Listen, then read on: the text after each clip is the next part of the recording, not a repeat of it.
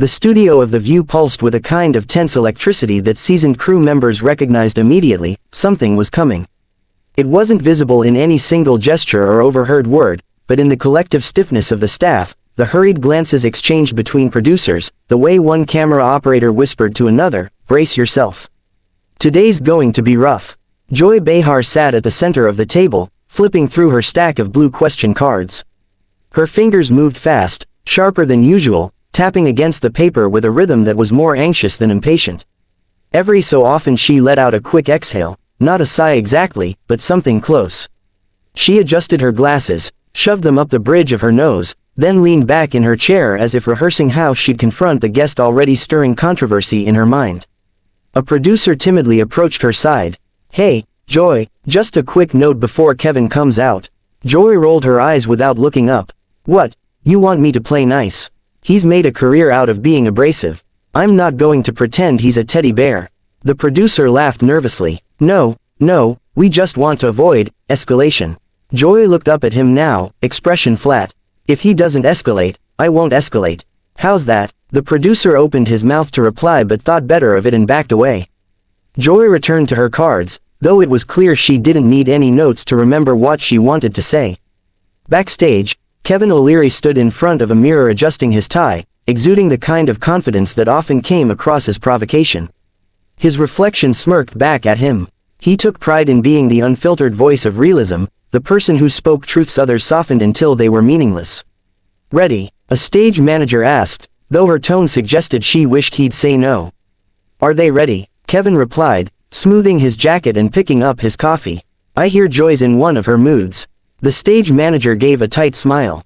"She's focused." "Good," Kevin said. "Focused people make for good television." The manager didn't respond. She simply gestured for him to follow her to the wings, mentally pleading for a miracle. On stage, the audience cheered as the warm-up guy wrapped up his hype routine. The music blasted, the hosts got counted in, and the cameras swept over the iconic table where the co-hosts greeted viewers. Joy smiled for the intro, but there was a slight stiffness around her mouth, a micro-expression only those who knew her well would notice. "We've got a packed show today," one co-host announced cheerfully. "And joining us later, Kevin O'Leary is here." The audience clapped, some excited, some groaning, some already anticipating fireworks. Joy gave a tight little nod as if mentally saying, "Let's get this over with." When it was finally time to bring Kevin out, the producer's voice echoed across the stage, "Please welcome Kevin O'Leary." He emerged to strong applause, smiling broadly as though he were walking into a room full of fans instead of a table where he was about to be grilled. He shook hands, exchanged pleasantries with the co-hosts, then sat down. The moment his chair hit the floor, his eyes met Joy's across the table, immediately, intentionally. That single look tightened the air.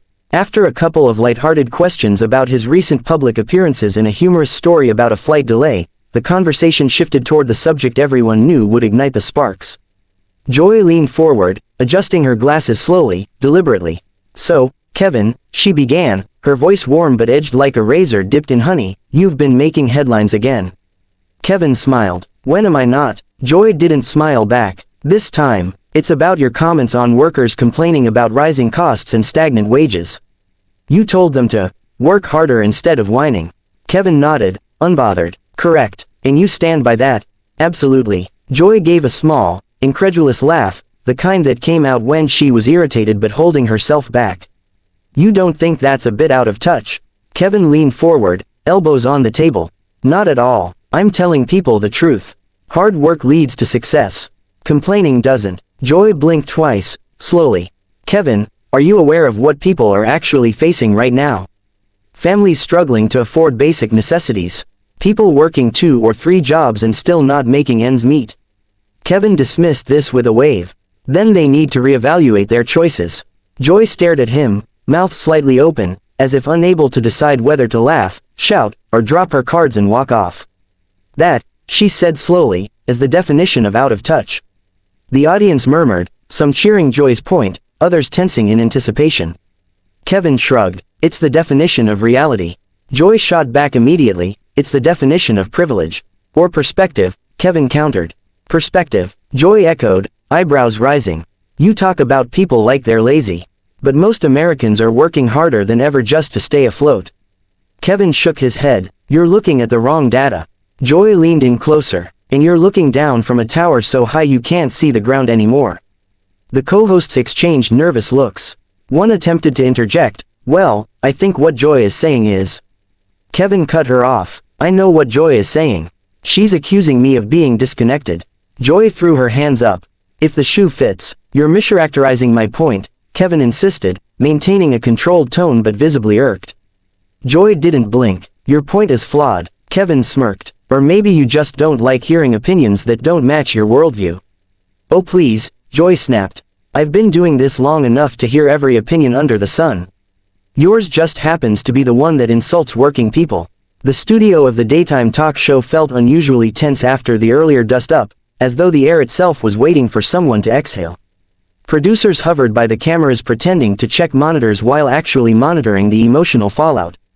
The audience murmured among themselves, unsure whether they'd witnessed an uncomfortable on-air moment or the start of something far bigger. The co-host sat at the curved table, all smiles for the viewers watching at home, but a perceptive eye could see the edges of forced calm.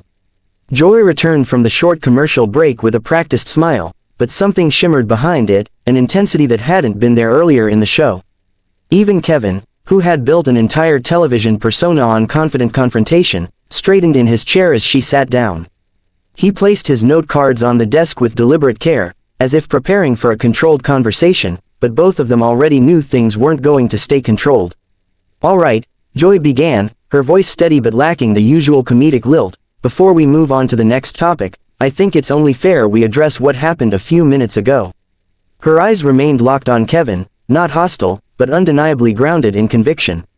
Kevin gave a half smile, the kind he used on entrepreneurs when he felt he'd backed them into a corner. If you'd like to continue the discussion, Joy, I'm more than happy to clarify anything I said. That single sentence was enough to ignite the spark. The audience sensed it, leaning forward collectively. The other co-hosts glanced between them, hands folded, expressions neutral but internally bracing for turbulence. Joy rested her elbows on the table, lacing her fingers. Clarify, that's one word for it. But what you were doing wasn't clarification, it was bulldozing. You can say your point without steamrolling everyone else in the room. Kevin's eyebrows lifted. Steamrolling. Joy, I think we simply have different communication styles. Different styles. She let out a breath that was almost a laugh but carried no humor. Kevin, your style is talking over people until they give up.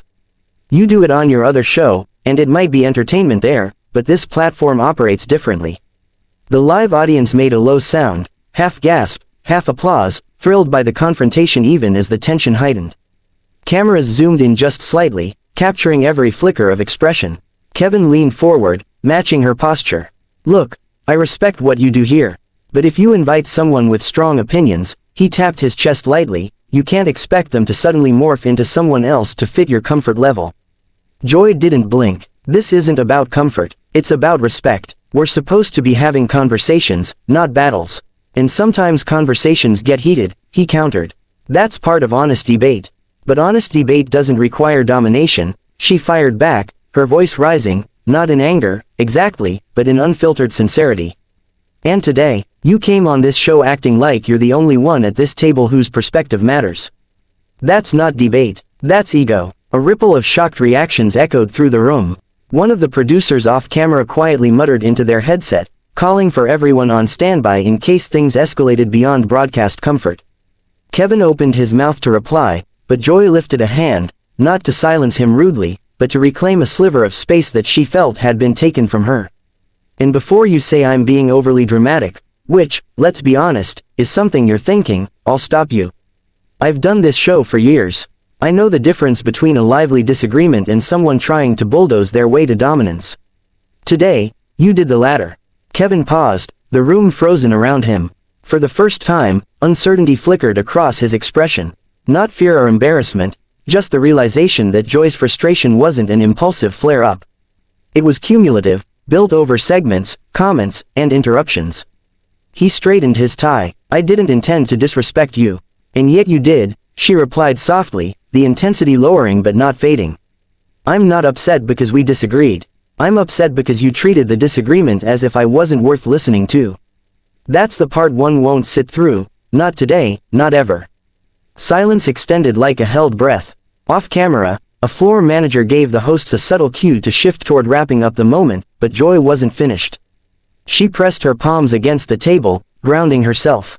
"You know what," she said, her tone shifting from confrontation to resolution. "I've been thinking about this for a long time, longer than just today. Moments like this make me realize something important. I don't have the patience anymore to keep explaining why I deserve the same respect I've earned for years." Kevin looked at her, confused, perhaps sensing where the momentum was going.